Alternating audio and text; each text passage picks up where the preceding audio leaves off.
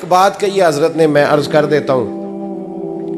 मुहद्दिस इब्न जौज़ी रहमतुल्लाह अलैह एक बुजुर्ग के बारे में फरमाते हैं, वो कहते हैं कि घर में कोई काम कराना था, काम होते हैं ना छोटे मोटे घर में, तो फरमाते हैं मैं मजदूर लेने गया बगदाद में।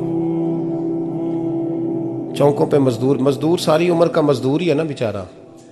अमीर तो अमीरतर होता जा रहा है और गरीब गरीबतर हो रहा है। हमारे तो पीर भी लोगों को कह रहे हैं फकीर हो जाओ, खुद अमीर होते जाते हैं, खुद रोज बरोज अमीर हो रहे हैं, दुनिया को कह रहे हैं फकीर हो जाओ। तुम भी तो थोड़ा फकर इख्तियार करो ना भाई, जो दर्स दे रहे हो। इल्ला माशाअल्लाह, सबकी बात नहीं करता। फरमाते हैं कि मैं ना मजदूर लेने गया, बगदाद के चौक में मजदूर बैठे होते थे, तो मेरी उन मजदूरों में से ना एक नौजवान बच्चे पे नजर पड़ी। बड़ा कमजोर सा वजूद था, लेकिन चेहरे पर इबादत का निशान था। माथा बताता था कि नमाज का बड़ा ख्याल रखता है। मैं उसके करीब गया।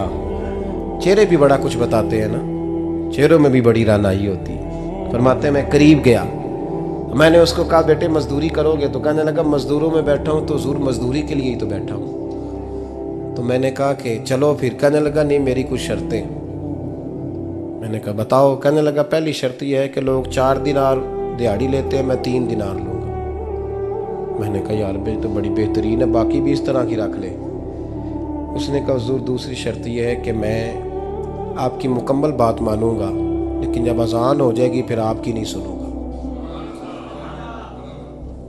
तीसरी बात उसने ये की कि हुजूर मैं आपके घर में काम करूंगा पर आपके किसी सवाल का जवाब नहीं दूंगा। कहते मैंने कहा यार तू बड़ा अजीब है, शर्तें तो मालिकों की होती हैं। कहने लगा जी बहरहाल मैं शर्तें लगा के जाता हूँ। फरमाते हैं मैं उसे घर ले आया, काम मैंने उसको बताया, तो जो काम मजदूर सारे दिन में करता है ना, उसने 2 घंटे में ही कर दिया। हमारे मजदूर सिगरेट पीने में भी तो आधा घंटा लगाते हैं, वो चाय पीने जाएं तो पौना घंटा वहाँ। उनको भी तो दयानतदारी करनी चाहिए कि नहीं करनी चाहिए? ने मुआहदा किया है ना जी, तो पूरा उतरना चाहिए ना। कहते 2 घंटे में। अब काम जब बंदा शुरू कराता है तो काम और निकल आता है। कहते काम मैंने उसको और बता दिया, वो करने लगा। उसने मिट्टी निकाल के रखी थी बाहर रास्ते में, तो अजान हो गई जोर की। उसने वहीं कुदाल छोड़ी कही और चलने लगा। तो मेरा बेटा कहने लगा इसको जरा बराबर कर दो। कहने लगा चुप कर जा, तेरे बाप से बात हुई थी, जब अजान होती है तो मैं किसी और की नहीं सुनता, सिर्फ अल्लाह रसूल की सुनता हूँ। कहते हो मस्जिद चला गया, नमाज पढ़ के आया तो दोपहर का वक्त था। मेरी बीबी कहने लगी इसको को खाना खा ले। कहते हमने कहा खाना खा लो, तो कहने लगा मैंने रोज़ा रखा हुआ, रमज़ान भी नहीं था, नफली रोज़ा रखा हुआ। फरमाते हैं शाम हुई, मैंने 3 दिनार दिए, तो मैंने कहा तेरा नाम क्या है? कहने लगा मैंने आपसे कहा था मैं किसी सवाल का जवाब नहीं दूंगा।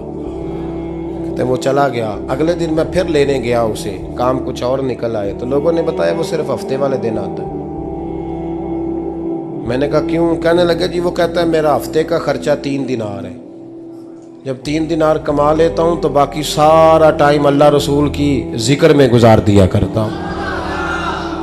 फरमाते हैं जी अगले हफ्ते मैं फिर लेने गया। मैंने पूरा हफ्ता इंतज़ार किया कि काम उसी से कराना है। मैं जब गया तो मैंने कहा चलो। कहने लगा मेरी शर्तें याद है ना? और मैंने कहा याद है भाई, साथ चल। फरमाते हैं काम कराया, 2-3 हफ्ते वो आता रहा। एक हफ्ते में गया तो लोगों ने कहा हुजूर आज नहीं आया। क्यों? कहने लगे बीमार हो गए। कहाँ घर है? कहने लगे बगदाद के कब्रिस्तान के पीछे जो कच्ची आबादी है उसमें रहता है। फरमाते मैं गया, दरवाजे पे दस्तक दी तो कहने लगा हुजूर आप हैं? दरवाज़ा खुला है, आ जाइए। फरमाते मैं अंदर गया तो मैंने कहा तुम्हें कैसे पता चला मैं आया हूँ? कहने लगा हुजूर अल्लाह वाले हो, आप नहीं आना था, वरना अमीर तो गरीबों का पता लेने कोई नहीं आते। कहते मैं करीब गया तो कहने लगा मैं आपका इंतज़ार कर रहा था, तेज़ बुखार है, तप रहा। जेब से कुछ पैसे निकाले, कहने लगा ये पैसे रख लें। एक अंगूठी निकाली, कहने लगा हुजूर आज रात को मेरा इंतकाल हो जाएगा, इन पैसों का कफन खरीद के सुबह जनाजा पढ़ के मुझे दफन कर देना, और जब दफन करो तो ये अंगूठी लेके असर के बाद हारून रशीद के पास जाना। आप उसे कहना मैंने मिलना है, पर वो आपको टाइम नहीं देगा। आप उसको आवाज़ दीजिएगा कि तेरी एक अमानत है मेरे पास, फिर वो आपसे मिलेगा तो अंगूठी दे दें, फिर आप मेरी तरफ से फारिग हैं। हज़रत फरमाने लगे तेरा नाम और कहने लगा हुजूर वक्त थोड़ा है, आज रात मैंने जाना है, बड़ी लंबी माफ़ी मांगनी है रब करीम से, अगर मुनासिब समझे तो मुझे अपने रब से तन्हाई कर दे दे। फरमाते हैं मैं आ गया, पर उसकी बातों ने मुझे सारी रात सोने नहीं दिया। फरमाते हैं सुबह बड़ी मुश्किल से सूरज निकला, मैं गया, दरवाजे पे हाथ रखा तो दरवाज़ा खुला हुआ था। अंदर दाखिल हुआ तो खुशबुएं मेरा इस्तकबाल कर रही थी। जब चेहरे से कपड़ा हटाया तो उसका तो इंतकाल हो चुका, इंतकाल हो चुका, ऐसे जैसे किसी का दीदार करके सोया। कहते मैं तो 2 आदमी ले गया था जनाजे पे, पर पता नहीं दुनिया किधर किधर से आई, कहां कहां से। अखां जदों मीटियां जमाना मैनू रोवेगा, अपना ते अपना बेगाना मैनू रोवेगा। फरमाते हैं मैं तो 2 बंदे ले गया था, पर पता नहीं मखलूक कहां कहां से आई। जनाजा पड़ा, दफन किया। हारून रशीद के पास में असर के बाद गया, मैंने बुलाना चाहा पर बादशाह था, मेरी तरफ देखा ही नहीं। मैंने उसको कहा तेरी एक अमानत मेरे पास है।